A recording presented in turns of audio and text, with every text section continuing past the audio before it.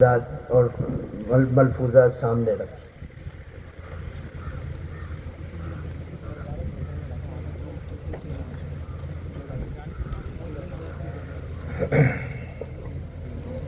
بسم اللہ الرحمن الرحیم الحمد للہ رب العالمین والعاقبۃ للمتقین والصلاة والسلام على سید الانبیاء والمرسلین سیدنا وحبیبنا وحبیب رب العالمین محمد وعلى آلہ واصحابہ ومن هدى بهدیہ الى یوم الدین۔ قال الله تبارك وتعالى في كتابه المجيد والفرقان الحميد فأعوذ بالله من الشيطان الرجيم بسم الله الرحمن الرحيم يا أيها الذين آمنوا اتقوا الله حق تقاته ولا تموتن إلا وأنتم مسلمون۔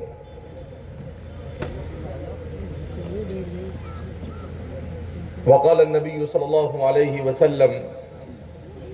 لا تزال طائفة من أمتي منصورين على الحق لا يضرهم من خذلهم۔ برادران اسلام اور ہمارے اس ملک کے ایک زرخیز علاقے سے تعلق رکھنے والے علماء اور ذمہ داران قوم و ملت، پردہ نشین خواتین، سب سے پہلے میں اور آپ رب کریم کا شکر ادا کرتے ہیں کہ اللہ رب العزت نے مجھے اور آپ کو ایمان اور اسلام جیسی عظیم نعمت سے مالا مال فرمایا۔ اس دنیا میں انسان کو اللہ رب العزت بصورت انسان وجود بخشے اور اس کے ساتھ اسے ایمان اور اسلام کی نعمت سے مالا مال کر دے تو یوں سمجھیے کہ اللہ رب العزت نے اس کی کامیابی کے راستے کو آسان کر دیا۔ اور اگر اس دنیا میں انسان بن کر آئے، چاہے اسے دنیا کی کتنی ہی نعمتیں مل جائے، چاہے اسے حسن و جمال عطا کر دیا جائے، چاہے اسے دولت عطا کر دی جائے،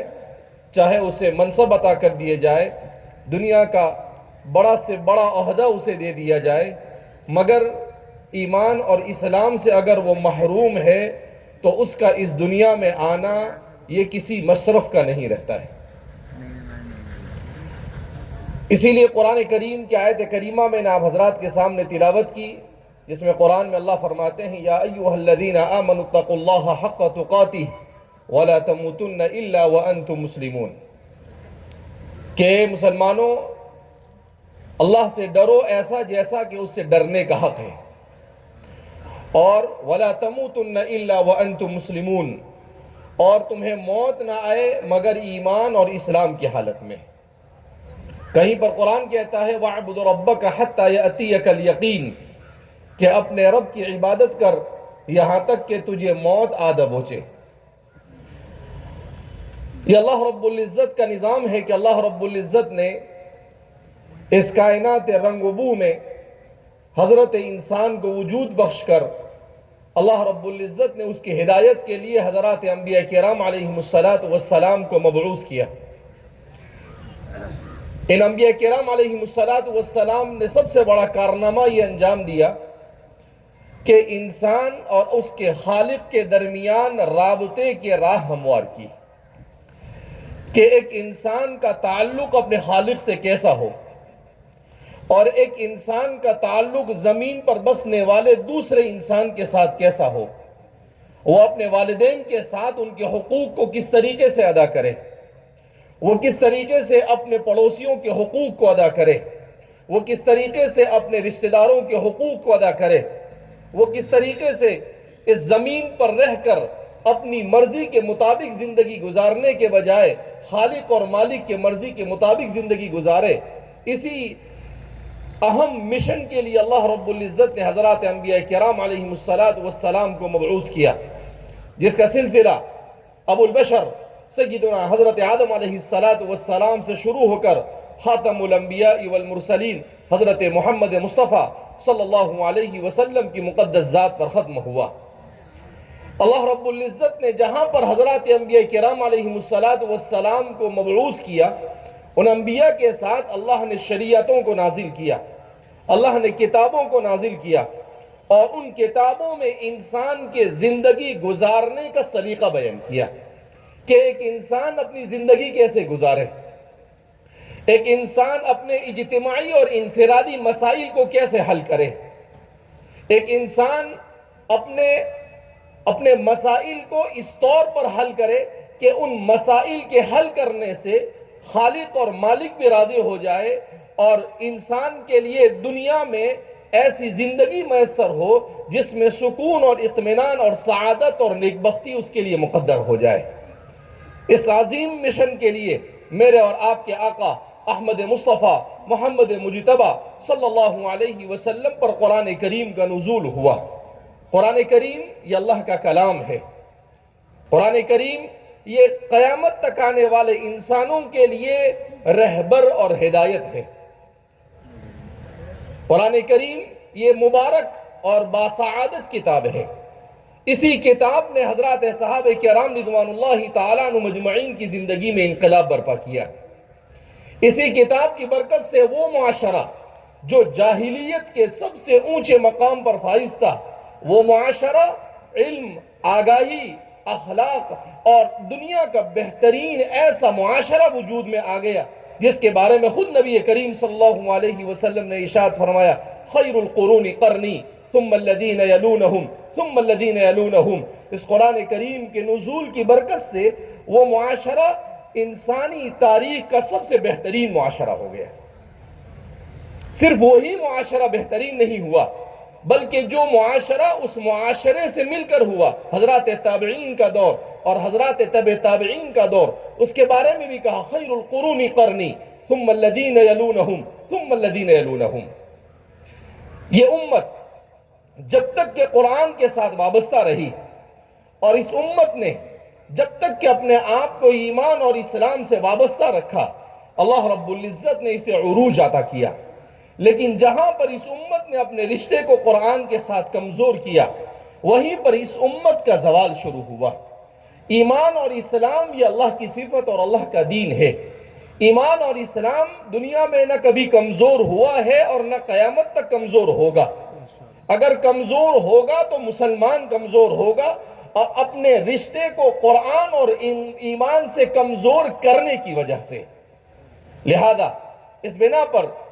ہمارا اور آپ کا، ہم سب کا امتحان ہے کہ ہم جس دنیا میں آئے ہیں، اس دنیا میں ہم حق کے ساتھ کھڑے رہتے ہیں یا ہم باطل کے ساتھ کھڑے رہتے ہیں۔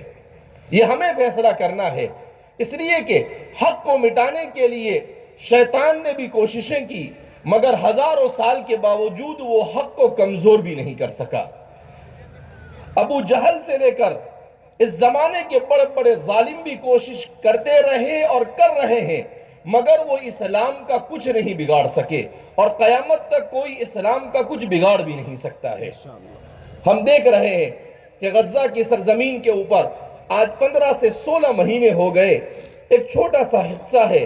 مگر اس کے باوجود دنیا کی تمام طاقتیں ان پر ٹوٹ پڑی مگر ان کا ایمان، ان کا اسلام اور ان کا قرآن کے ساتھ تعلق ایسا مضبوط ہے کہ تمام طاقتیں مل کر بھی ان کا بال بیکا نہیں کر سکی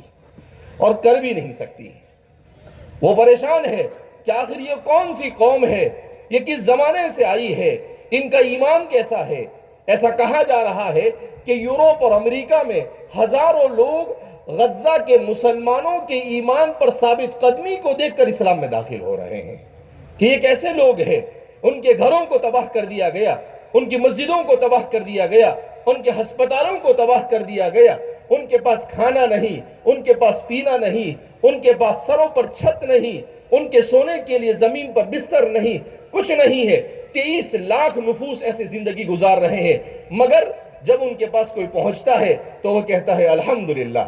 ہم اپنا سب کچھ ایمان اور اسلام اور اللہ کی رضامندی کے لیے قربان کرنے کے لیے تیار ہے۔ یہ کب ہوا؟ جب انہوں نے اپنے رشتے کو قرآن کے ساتھ مضبوط کیا۔ حضرات صحابہ کرام رضوان اللہ تعالیٰ عنہ مجمعین کی کامیابی کا راز کیا تھا؟ قرآن کریم کے ساتھ ان کے رشتے کا مضبوط ہونا۔ حضرت علی رضی اللہ تعالیٰ عنہ فرماتے ہیں کہ اللہ کے رسول صلی اللہ علیہ وسلم نے فتنوں کا تذکرہ کیا تو ہم نے پوچھا اے اللہ کے رسول صلی اللہ علیہ وسلم مل مخرج منہا، ان فتنوں سے بچنے کا کیا راستہ ہے؟ حضور نے فرمایا کتاب اللہ، خبر من کان قبلکم ونبأ من بعدکم وحکم من بینکم، کہ ایسی کتاب قرآن کریم کے ساتھ اپنے رشتے کو مضبوط کرو جس نے ماضی میں اچھے اور برے انسانوں کی تمام تاریخ کو بیان کر دیا، جس نے مستقبل کے تمہارے تمام مسائل کے اصول اور اس کے حلول کو بیان کیا، اور جو تمہارے ہر قسم کے مسائل کے عادلانہ احکام کو جاری وساری کرتا ہے۔ حضرت عبد الرحمن ابن ابزہ رضی اللہ تعالیٰ عنہ فرماتے ہیں کہ جب فتنوں کا زمانہ شروع ہوا اور مشاجرات صحابہ میں حالت بڑی ہولناک ہو گئی تو ہم حضرت ابی بن کعب کی خدمت میں حاضر ہوئے اور حضرت ابی بن کعب سے کہا کیف المخرج منہا،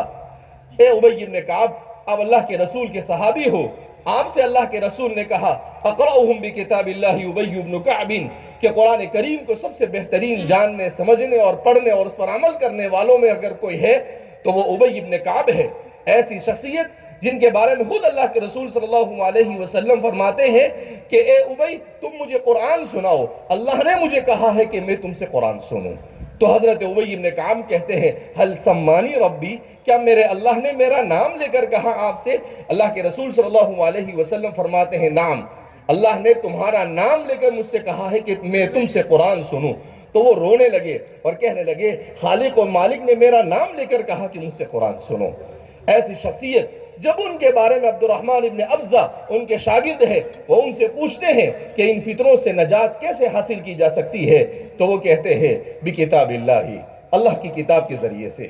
کہ تم اللہ کی کتاب کو پڑھو گے، اسے سمجھو گے، اسے اپنی زندگی میں جگہ دو گے، اپنی اولاد کو سکھاؤ گے، تو ہر قسم کے فتنے سے اللہ تمہیں نجات نصیب فرمائے گا۔ حضرت حذیفہ ابن یمان رضی اللہ تعالیٰ عنہ، وہ ایک شخص ان کی خدمت میں حاضر ہوا اور آ کر کہتا ہے انی اخشى علی نفسی النفاق، مجھے اپنے اوپر نفاق کا ڈر لگ رہا ہے، تو آپ مجھے بتائیے کہ مجھے ایسا لگ رہا ہے کہ میں نفاق کے ساتھ تو کہیں اس دنیا سے نہ چلا جاؤں۔ تو آپ نے اس سے سوال کیا کہ جب تم گناہ کرتے ہو تو گناہ کرنے کے بعد توبہ اور استغفار کرتے ہو؟ اس نے کہا ہاں میں گناہ کے بعد توبہ اور استغفار کرتا ہوں۔ اور دوسرا سوال کیا کیا تم نماز کا اہتمام کرتے ہو؟ اس نے کہا ہاں پانچوں نماز جماعت کے ساتھ اور سنتوں کے ساتھ پڑھنے کا اہتمام کرتا ہوں۔ پھر آپ نے پوچھا کیا تم قرآن کریم کو پڑھتے ہو؟ کہا ہاں قرآن کو پڑھتا ہوں۔ کہا لا تخف علی نفسک النفاق، جا چلا جا، تیرے اوپر نفاق کا کوئی خدشہ نہیں ہے اور تو نفاق سے مت ڈر۔ آج ہم جس دور سے گزر رہے ہیں یہ ایسا دور ہے کہ ایک کوڑی کے اندر میں ہم اپنی ایمان کو بیچ رہے ہیں، ارتداد کا فتنہ منڈلا رہا ہے، اور خاص طور پر عصری تعلیم کے ذریعے سے ہمارے نوجوانوں کے اندر میں ارتداد کی فضائیں قائم کی جا رہی ہے،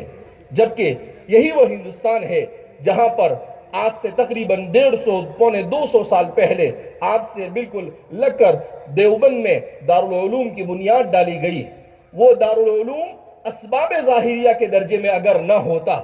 تو شاید میں اور آپ آج اسلام اور اسلامی تشخص کے ساتھ یہاں نظر بھی نہ آتے۔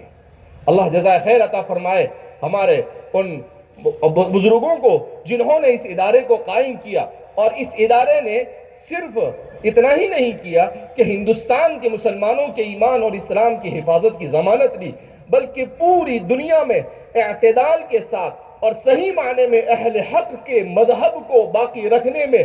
آخری 200 سال میں جس تحریک نے سب سے بڑا رول ادا کیا وہ میری اور آپ کی تحریک دارالعلوم دیوبند ہے۔ ابھی میں پڑھ رہا تھا کہ ایک اہل حدیث اور غیر مقلدین کے عالم انہوں نے 1990 میں کہا کہ ہم نے قرآن کی خدمات، کون سی جماعت نے قرآن کی کیسے خدمت کی اس کا جائزہ لینا شروع کیا، تو فکر دیوبند سے تعلق رکھنے والے علماء نے آج سے 35 سال پہلے وہ کہتے ہیں کہ تقریباً 300 قرآن کریم کی تفسیریں 22 سے زیادہ زبانوں کے اندر میں لکھی۔ اس کے بعد 35 سال میں تو اور پتہ نہیں کتنی لکھی جا چکی ہوگی۔ تو اللہ رب العزت نے ہر میدان میں ہم سے کام لیا ہے، مگر اس وقت ہمیں بیلنس کرنے کی ضرورت ہے۔ ایک طرف ہمیں اپنے گھروں میں ایمان اور اسلام کو زندہ رکھنے کے لیے اسلام کی بنیادی تعلیمات سے اپنے بچوں کو اور اپنے آپ کو واقف کرنا ضروری ہے کہ ہم مکتب سے اپنے رشتے کو مضبوط کریں۔ ہم اگر اسلام کا بنیادی عقیدہ ہمیں معلوم نہیں ہے تو ہم اسلام کے بنیادی عقیدے کو خود بھی جانیں، ہمارے گھروں میں بھی اس کی تعلیم کریں، اور ہمیں معلوم ہونا چاہیے کہ اللہ کے بارے میں ایک مسلمان کا کیا عقیدہ ہو۔ رسول اللہ صلی اللہ علیہ وسلم اور انبیاء کے بارے میں کیا عقیدہ ہونا چاہیے، قیامت کے بارے میں اور آخرت کے بارے میں کیا عقیدہ ہونا چاہیے۔ اس لیے کہ مختلف فرقے، کہیں پر شکیل بن حنیف ہے تو کہیں پر قادیانیت ہے تو کہیں پر شیعیت اور رافضیت ہے، تو ایسے بہت سارے، کہیں منکرین حدیث ہے، ہر جگہ پر سر اٹھا رہے ہیں، اور ہمارے دین کے علم سے دور ہونے کی وجہ سے وہ ہمیں فتنے میں مبتلا کر رہے ہیں۔ لہذا اس بنا پر سب سے بنیادی طور پر ہمیں کسی بھی حال میں اپنے آپ کو دین کی بنیادی تعلیم سے واقف کرنا ضروری ہے، اگر ہم اس دنیا سے ایمان اور اسلام کے ساتھ جانا چاہتے ہیں تو۔ دوسرے نمبر پر، ہم اگر عصری تعلیم اپنے بچوں کو دینا چاہتے ہیں تو ہم یہ دیکھیں کہ جہاں پر اپنے بچوں کو عصری تعلیم کے لیے ہم بھیج رہے ہیں وہاں پر ہمارے بچے کا ایمان اور اسلام محفوظ ہے یا نہیں۔ اگر اس کا ایمان اور اسلام محفوظ نہیں ہے تو اسے دنیا کی تعلیم نہیں ملے گی تو چل جائے گا، مگر ایمان اور اسلام کے ضیاء کے ساتھ دنیا کی تعلیم یہ انتہائی گھٹیا سودا ہے کہ آدمی ایسی دنیا کے لیے جو انسان کی قبر تک جانے والی ہے، ایسی اپنی قیمتی چیز کو ضائع کر دے اور اپنی اولاد کے پاس ضائع کروا دے جو مرنے کے بعد ہمیشہ ہمیشہ کی زندگی میں کام آنے والی ہے۔ لہذا اس بنا پر ہمارے والد صاحب ہمیشہ کہتے ہیں مسلمان ڈاکٹر بنے، انجینئر بنے، مسلمان کلیکٹر بنے، مگر سب سے پہلے وہ سچا اور پکا مسلمان ہونا چاہیے، اور اس کے لیے ہمیں علماء کی نگرانی میں اپنے تعلیمی اداروں کو قائم کرنا ضروری ہے، جہاں پر اسلامی تمام احکام کی پابندی کے ساتھ اور دین کی تمام اصول کی رعایت کرتے ہوئے عصری تعلیم انہیں دی جا سکے۔ اس تحریک اور اس فکر کو اس لیے مضبوط کرنا ضروری ہے کہ امت کا بڑا طبقہ اس جانب جا رہا ہے۔ اگر ہمارے ادارے نہیں ہوں گے، ہماری اسکولیں نہیں ہوگی، ہمارے کالج نہیں ہوں گی، ہماری یونیورسٹیاں نہیں ہوں گی، تو ہمارے یہ بچے غیروں کے ادارے میں جائیں گے جہاں پر ان کے ایمان اور اسلام کی حفاظت کی کوئی گارنٹی نہیں دی جا سکتی ہے۔ لہذا اللہ جزا خیر عطا فرمائے ہمارے علماء کو کہ امت کی ضرورت کو بھی پورا کر رہے ہیں۔ الحمدللہ جامعہ کلکوا کی نگرانی میں اس وقت 6 میڈیکل کالج چل رہے ہیں، جس میں پچھلے 20 سالوں میں 2500 سے زیادہ مسلمان ڈاکٹر امت کو فراہم کیے ہیں، 10,000 سے زیادہ انجینئر فراہم کیے ہیں، 5,000 سے زیادہ فارماسسٹ فراہم کیے ہیں، 25,000 سے زیادہ قرآن کریم کے حفاظ فراہم کیے ہیں، 10,000 سے زیادہ علماء فراہم کیے ہیں۔ تو جب دینی ماحول کے دیا جاتا ہے، اصل ہمارے حکیم الامت مجدد ملت حضرت تھانوی رحمۃ اللہ علیہ نے بھی فرمایا کہ کسی زبان کا اور کسی علم کا سیکھنا یہ معیوب نہیں، اس کو اس طور پر سیکھنا کہ اس کا ماحول اور کلچر ایسا ہو، وہاں تہذیب ایسی دی جائے کہ جس سے ایمان کمزور ہو جائے یا ایمان سے انسان دور ہو جائے، یہ سب سے بڑی اہم ترین ضرورت ہے جس کی طرف توجہ دی جائے۔ بہرحال اللہ رب العزت ہم سب کے یہاں پر جمع ہونے کو قبول فرمائے، ہمیں قرآن کے ساتھ وابستگی نصیب فرمائے، ہمیں اپنے بچوں کی ایمانی اور اسلامی تربیت کی توفیق مرحمت فرمائے۔ اور میں مبارکباد دیتا ہوں مولانا حبیب صاحب کو کہ ماشاءاللہ آپ نے بڑی محنت اور جد و جہد سے اس علاقے میں مدارس میں روح پھونکنے کے لیے مختلف میدانوں میں مسابقات کا انعقاد کیا، اس لیے کہ مسابقات کا زمانہ ہے۔ اب طلباء کو آپ مار پیٹ کر نہیں پڑھا سکتے ہیں، وہ زمانہ ختم ہو گیا۔ اب انہیں اسی طریقے سے مسابقات کے ذریعے سے ان کو محنت پر آمدہ کرنا ہوگا اور اس طریقے سے اپنے علماء کو پیدا کرنا ہوگا، اس لیے کہ معاشرے کو جیسے ڈاکٹر اور انجینئر کی ضرورت ہے، اس سے زیادہ معاشرے کو علماء کی ضرورت ہے۔ اگر علماء ہی نہیں ہوں گے تو ظاہر سی بات ہے ہمارے معاشرے کے لیے بہت سارے مسائل کھڑے ہو جائیں گے۔ ہم نے بہت سارے ایسے ملکوں کو دیکھا جہاں 90 سے 100% مسلمان ہے، مگر آپ کو کہیں پر اسلام نظر نہیں آئے گا۔ الحمدللہ آج ہم یہاں 14 سے 15% ہو کر بھی اپنے پورے تشخص کے ساتھ باقی ہے، اور دنیا کی طاقتیں اور دنیا والے وَمَكَرُوا وَمَكَرَ اللَّهُ وَاللَّهُ خَيْرُ الْمَاكِرِينَ کتنی ہی کوشش کرتے رہے، اگر ہم نے اپنے ایمان اور اسلام اور قرآن کے ساتھ وابستگی کا پختہ عزم کر لیا، دنیا کی کوئی طاقت ہمیں ہرا نہیں سکتی ہے اور ہمیں زیر نہیں کر سکتی ہے۔ مسلمانوں نے اس ملک میں قربانی دی اور اس ملک میں مسلمانوں نے اہم رول ادا کیا، اور آج بھی کر رہے ہیں اور آئندہ بھی کرتے رہے ہیں۔ ہمیں بغیر مایوس ہوئے بغیر اور ڈرے بغیر اس ملک میں پوری جرأت کے ساتھ اپنے تشخص کے ساتھ زندگی گزارنا یہ وقت کی سب سے بڑی ضرورت ہے، جس کے لیے ہمیں اپنے گھروں میں اپنے بچوں کی ایمانی اور اسلامی تربیت کا خاص اہتمام کرنا ہوگا۔ اللہ رب العزت ہم سب کو اپنی اولاد کی صحیح تربیت کرنے کی توفیق مرحمت فرمائے، اور کفر سے، شرک سے، نفاق سے، فسق اور فجور سے اور ہر قسم کی برائی سے اللہ ہم سب کی حفاظت فرمائے۔ اللہ رب العزت ہمارے حضرت مولانا ارشد مدنی صاحب دامت برکاتہم آپ کے سائے کو بھی ہم پر تادیر قائم فرمائے، اور ہم سب کو اپنے اکابرین کے ان کے اہمیت کو سمجھنے اور ان سے استفادہ کرنے کی توفیق مرحمت فرمائے۔ اللہ ہمارے اکابرین میں جو لوگ بیمار ہیں انہیں شفاء کاملہ عاجلہ مستمرہ دائمہ کلیہ نصیب فرمائے، اور ہم سب کو بھی ہمارے انہی اکابرین کے نقش قدم پر آگے بڑھنے کی اخلاص و للہیت کے ساتھ اللہ کی رضامندی کے خاطر توفیق مرحمت فرمائے۔ اللہ کہنے سننے سے زیادہ عمل کی توفیق مرحمت فرمائے۔ وآخر دعوانا الحمدللہ رب العالمین۔